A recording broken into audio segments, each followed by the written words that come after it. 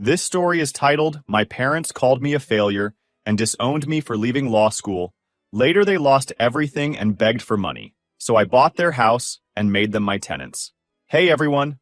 Before we jump into today's video, I need your help. We've noticed the channel is losing some traction, and subscribing is one of the best ways you can support us. It's quick, free, and it helps us keep bringing you awesome content.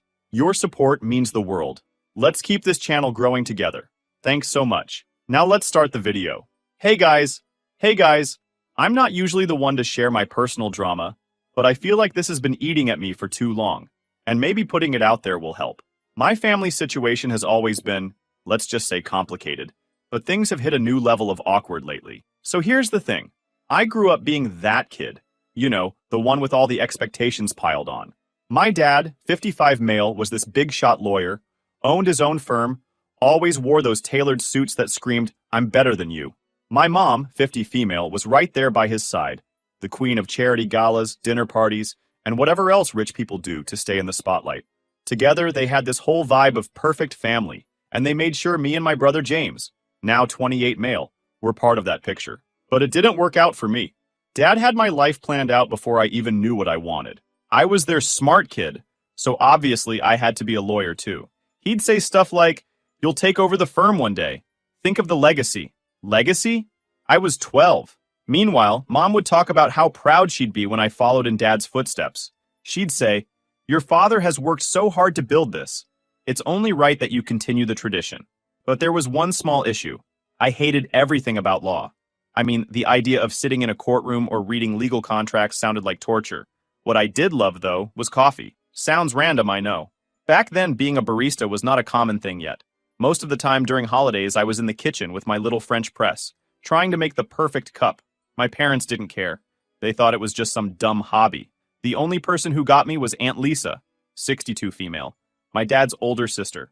Lisa was nothing like my parents. She was chill, worked as a librarian, and always seemed to have time to listen. She'd say stuff like, the world needs people who love what they do.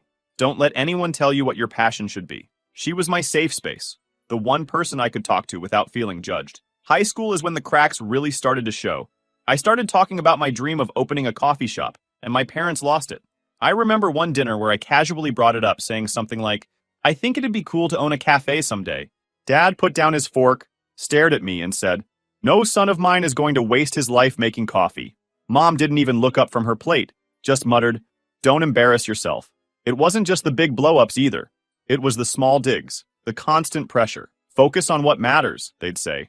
Or, stop wasting time with these silly distractions. James, my brother, was their golden boy.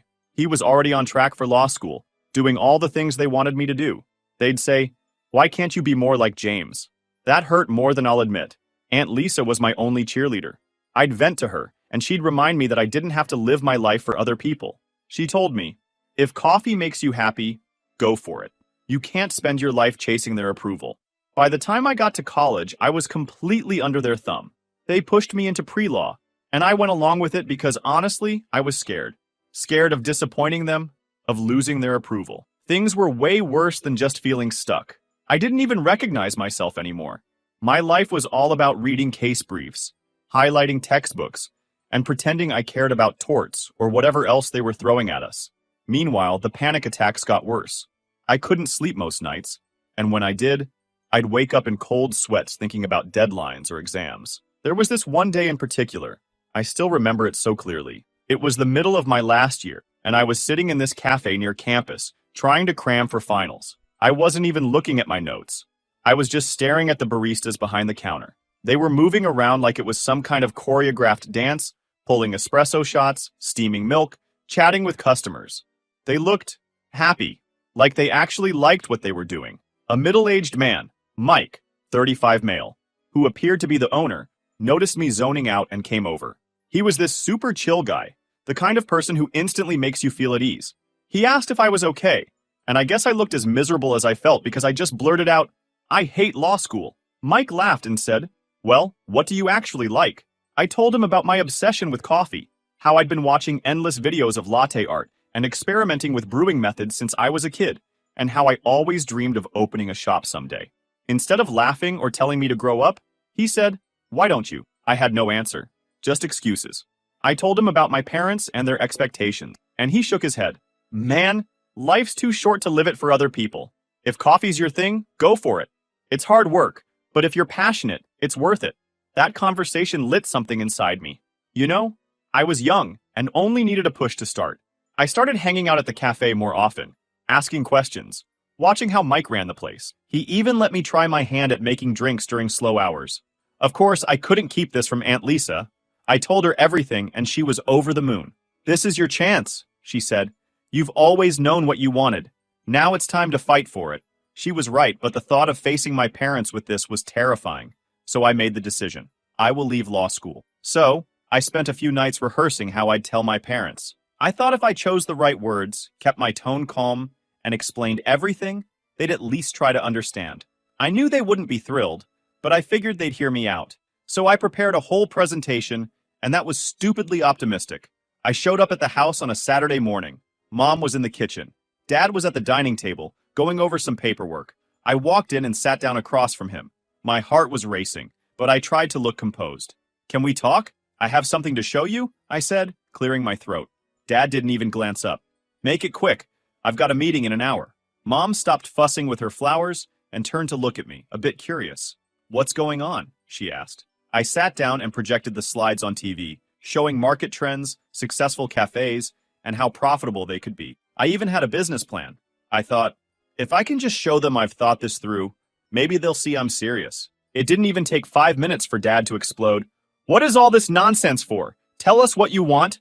He was ready to fight. I took a deep breath. "I've decided to leave law school." He slammed his pen down and leaned back in his chair, staring at me like I'd just told him I'd robbed a bank. "What the hell are you talking about?" he said, his voice sharp. "I've thought about this for months," I said, trying to stay calm. "Law isn't for me. It's making me miserable. I've found something I'm passionate about, and I want to pursue it." Mom crossed her arms, already looking annoyed. "Passionate about what, exactly? What could possibly be more important than the career you've been working toward?" I hesitated for a second, but there was no point in dancing around it. "I want to open a coffee shop." For a moment, there was complete silence. Dad's face turned red, and then he burst out laughing, the kind that's laced with disbelief and anger. "A coffee shop? Are you kidding me? This is some kind of joke, right?" "It's not a joke," I said firmly. "I've been learning everything I can about the industry. I have a business plan." And he cut me off. "A business plan? Are you out of your mind? Do you have any idea how much we've invested in your education? And now you want to throw it all away to become a glorified barista?" "Dad, it's not about the money," I tried to explain. "I'm miserable in law school. I've been miserable for years. This is the first time I felt like I know what I want to do with my life." "You don't know what you're talking about," he snapped. "Do you know how many sacrifices we've made to give you these opportunities? And this is how you repay us? By chasing some ridiculous pipe dream?" Mom was so disappointed. "Do you even realize how embarrassing this is for us? What are we supposed to tell people? That our son gave up a prestigious career to make lattes?" I felt my frustration bubbling over, and I couldn't stay silent anymore. I had to defend what I truly wanted, and they can't stop me. "This isn't about you," I said, louder than I intended. "This is about me and what I want for my life. I'm not going to waste my time doing something I hate just to make you look good." Dad stood up, towering over me. "Don't you dare talk to us like that. We've done nothing but support you, and this is the thanks we get? You're selfish, ungrateful, and frankly, a disgrace." "That's not fair," I shot back, standing up too. "I never asked for this. You decided what my life should look like without even asking what I wanted. I'm not going to fulfill your dreams, and I'm done living for your approval." Mom put her hands on her hips, shaking her head. "You're being ridiculous. Do you even have any idea how hard it is to run a business? You'll fail. And then what? Are we supposed to pick up the pieces when you come crawling back?" "I don't need you to pick up anything," I yelled, my voice cracking. "I've been doing this on my own for months now. Learning, working, saving up. I can handle it." Dad's voice dropped, cold and sharp. "If you walk out of that school, you're not my son anymore, and I don't know you. You'll be on your own. Completely." I didn't expect things would reach to that. I was shocked, but I held my ground. "If that's what it takes, fine," I said, my voice trembling. "I'd rather be on my own than spend the rest of my life living a lie." I looked at my mom, and I thought I saw a flicker of emotion in Mom's eyes, but she quickly turned away. "Do whatever you want," she said quietly, "but don't expect us to support you when this blows up in your face." I grabbed my bag and headed for the door, Just as I was about to leave, Dad called out, "Don't come crawling back when this all goes to hell. You're making the biggest mistake of your life." I turned back, my hand on the doorknob. "Maybe," I said, "but at least it'll be my mistake." And then I left. That day felt like a blur. I drove around aimlessly for hours, trying to process what had just happened. It wasn't just a fight, it was a complete severing of ties. I wasn't their son anymore. I ended up at Aunt Lisa's place. She opened the door and took one look at me before pulling me into a hug. "They didn't take it well, huh?" she said softly. "That's an understatement," I replied. She let me crash on her couch that night, and for the next few weeks, she became my anchor. She didn't sugarcoat things. She told me it would be hard, that I'd have to work my ass off to make this dream a reality. But she also reminded me that I wasn't alone. "They'll regret this someday," she said one night as we sipped tea in her tiny living room. "They'll see what you're capable of, and when they do, you'll be the one calling the shots." I didn't know if she was right, but her belief in me was enough to keep me going. With that, my life felt like a mix of freedom and chaos. On one hand, I finally had control over my future. On the other hand, I was broke, emotionally drained, and living out of Aunt Lisa's tiny guest room. It was a humbling experience, to say the least. But as hard as it was, I had some hope. So I got a job at a local cafe.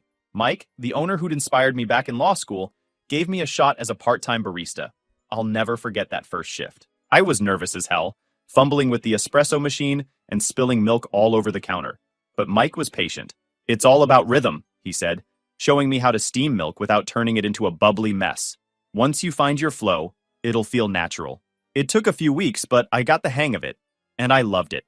The smell of freshly ground coffee, the hum of conversations in the background, the satisfaction of handing someone a drink and seeing their face light up, it all felt right in a way that law school never did.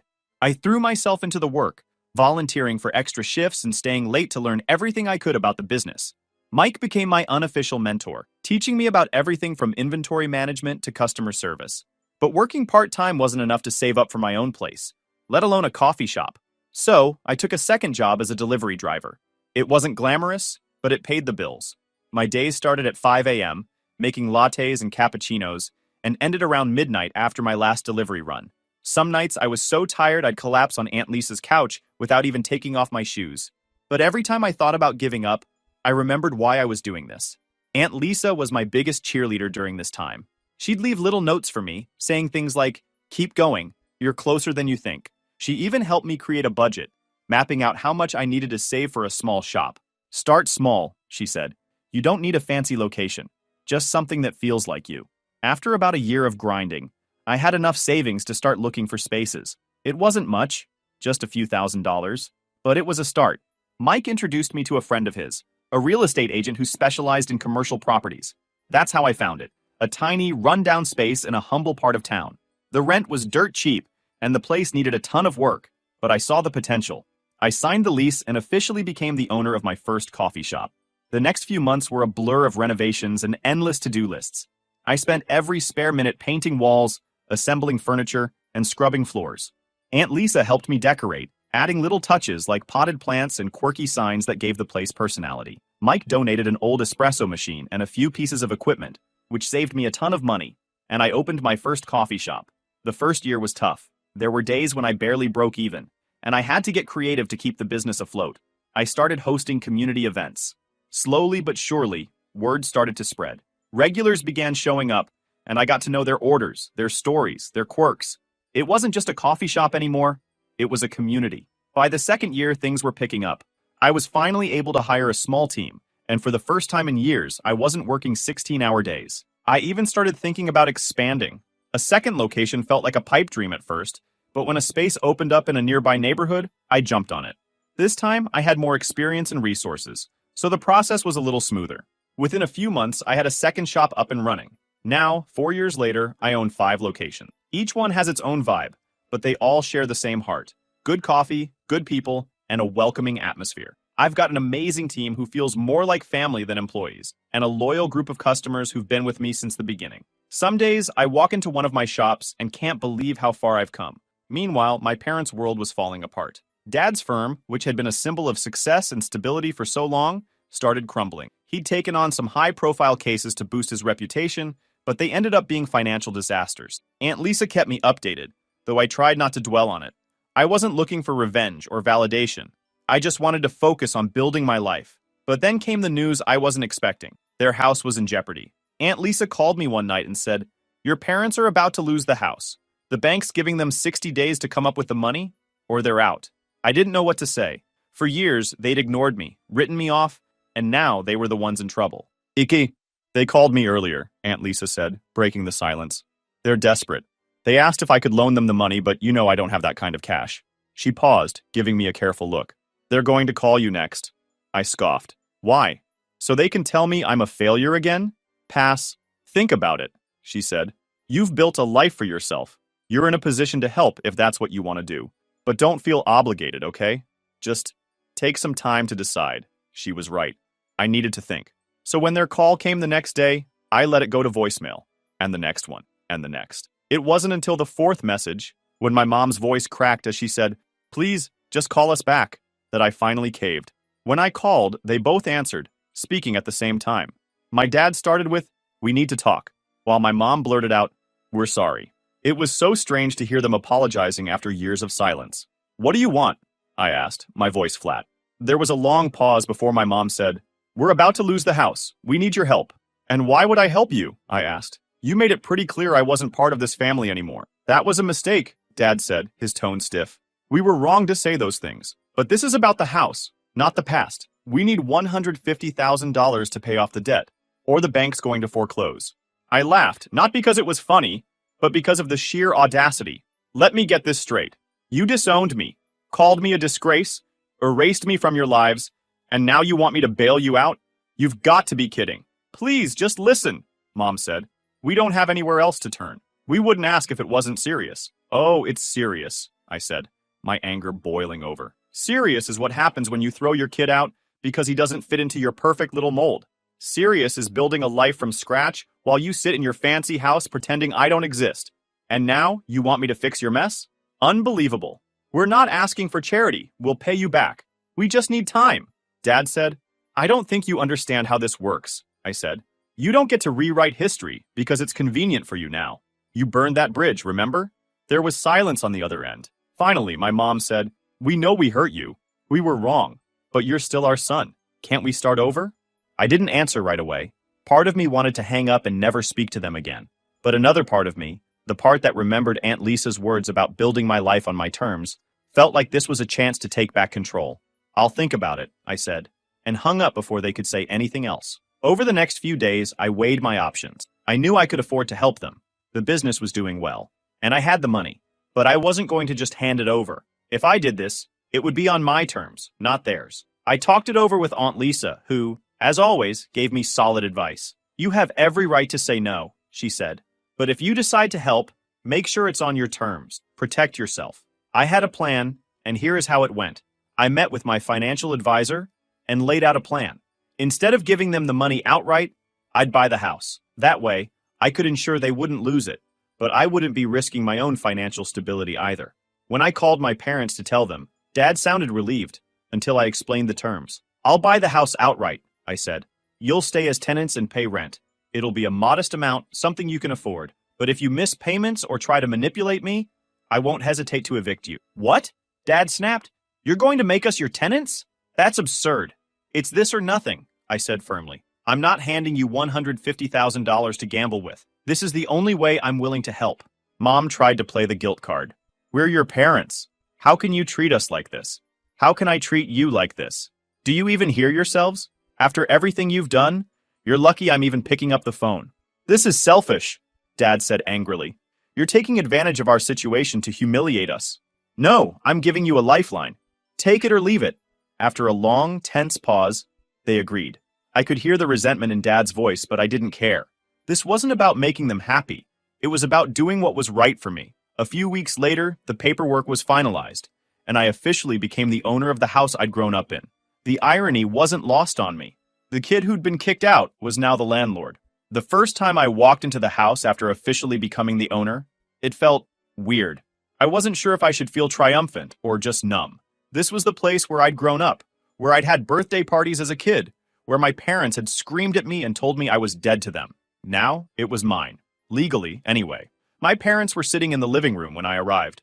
Mom was staring out the window, and Dad was pretending to read a newspaper, though I could tell he wasn't focused on it. They looked up when I walked in, and the tension in the air was so thick you could cut it with a knife. I'll need your signatures on these, I said, holding up the lease agreement.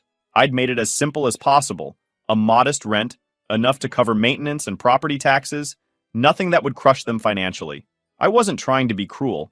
I just wanted boundaries. Mom glanced at the papers and frowned. You're really going through with this?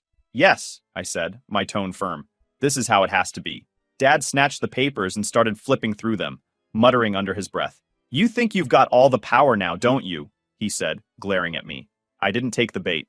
This isn't about power, it's about protecting myself. You need a place to live, and I've given you one. All I ask is that you hold up your end of the deal. Your end of the deal, Dad repeated sarcastically. You talk like this is some business transaction.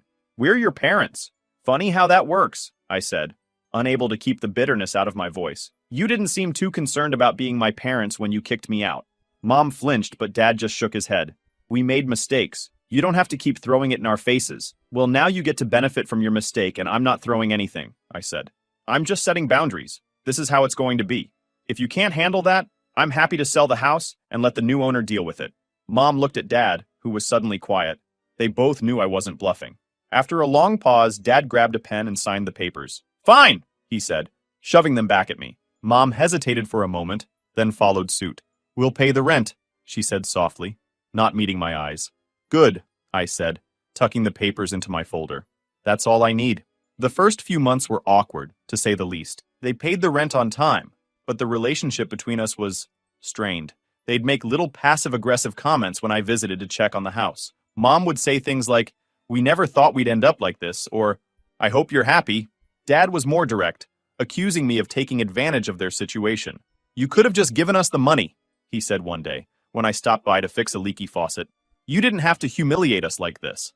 I set down my wrench and looked at him.